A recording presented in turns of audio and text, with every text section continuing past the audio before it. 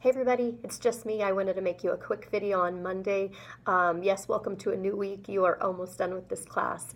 I've been grading a lot this morning. I've seen a ton of really good infographics. I've seen a lot of really good, clean, simple designs, good workflow throughout. I've seen amazing topics. Some of the things I think I've really learned a lot about. And I thought that they were really nice in that you made them relevant to something you needed in your workplace or your classroom. And so I appreciated that you saw it as a way to use it immediately. And I liked that you were reflective in nature and kind of told us what you liked about it and what programs you liked. A lot of you shared new programs for creating infographics. So to me, that was really, really helpful, and I appreciated that. The reason I wanted to make a quick video about infographics is every time somebody submits something, it creates this deeper thought for me. And so one of the things I thought about infographics that a lot of you mentioned that I was thinking about during this process is the power in breaking something down and building it back up. And I think that is one of the best tests of whether you know material really well is that you can break it down, teach it to someone else, and explain it, and come back with this kind of whole idea from the learner through its inception and becoming a teacher. And so with infographics, I think a lot of you alluded to this, that you'd like to do this with your students, and I think that's a really powerful concept. And in fact, on someone's discussion board today, I posted that I think that infographics are more powerful when you actually have your students making them than when you make them. And it's not saying that what you've created isn't great, that you've definitely created some amazing tools for procedures in your classroom, rules in your classroom. Some of you that aren't in classrooms created very general infographics just to get an idea of what you would do and how you would create something. But I think if you are in a classroom and you can break this down and allow your learner to actually make an infographic, if you think about conceptually what has to happen for them to make an infographic is they have to first of all understand the topic or the content, and then they have to break it down into steps. Some of those are concrete steps, some of them aren't.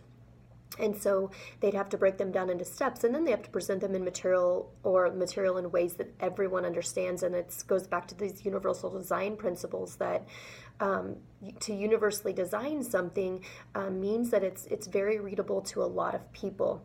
And so I think that gets to my second point, is not on that the first point, the higher order thinking that goes on in the process of making an infographic, especially from the students, is this idea of using outside reliability factors. And that would be peers. In your case, it would be people in this classroom or other teachers or other constituents that you work with. But for students, it could be peer feedback in which they edit each other's work and ask each other why they put something in that they did, or what did they mean by this? Because a lot of times when we're the original creator, of course it makes sense to us because we created it. But the more eyes we start getting on our assessments, our classroom materials, infographics, whatever it happens to be, the more reliable our tool becomes. And so I think a lot of us, I know as an early teacher, the last thing I would ever want anybody to do is to come in my classroom and see what I was doing, because I thought that they would judge me harshly, and I thought that they would say, wow, she's definitely a new teacher and she really doesn't know what she's doing. But if I would have embraced those individuals in my school as a tool, as teachers, as mentors, as guides, I could have probably bettered what I was doing in the classroom. And so anyway, I just want to encourage you to use infographics in your classroom for basic procedures, steps, things that you need to break down, things you really need the students to know inside and out. Empower them to make their own step or guide or procedures, and I swear that they'll know them better than if they just see your infographic on the wall. The other thing I think is interesting is when you design infographics, it allows your students to be creative in nature. It allows them to create their own graphics to insert into those infographics. And I think that in of itself is a really powerful way to allow your students to be creative in nature, which I don't think happens enough in our schools.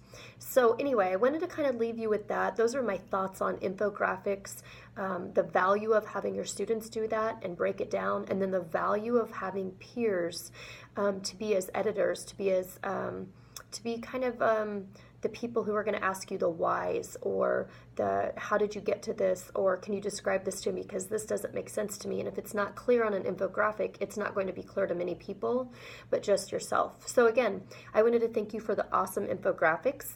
On another note, I've started to see 2 or 3 reflections roll in here for the end of the semester. We are in week 7. And we finish up next week. So by the end of this week, I should have mainly everything graded except for a few of those last modules, which I'll finish up next week. If you're a little bit behind, don't worry. If you're a little bit ahead, then you're smooth sailing, a few of you. And I see a few of you are in a few modules back, and that's completely fine. I will be grading through the end of this week to help really get things caught up and solidified so you know where you stand in this course. And then, of course, I'll have a final grade for you hopefully by the end of next week. The 14th is that Friday. So I think that's it. I just wanted to tell you to have a wonderful Monday. I'm sure I will talk to you again this week. If you have any questions or concerns, make sure you email me and just keep up the good work. I'll talk to you soon. Take care. Bye.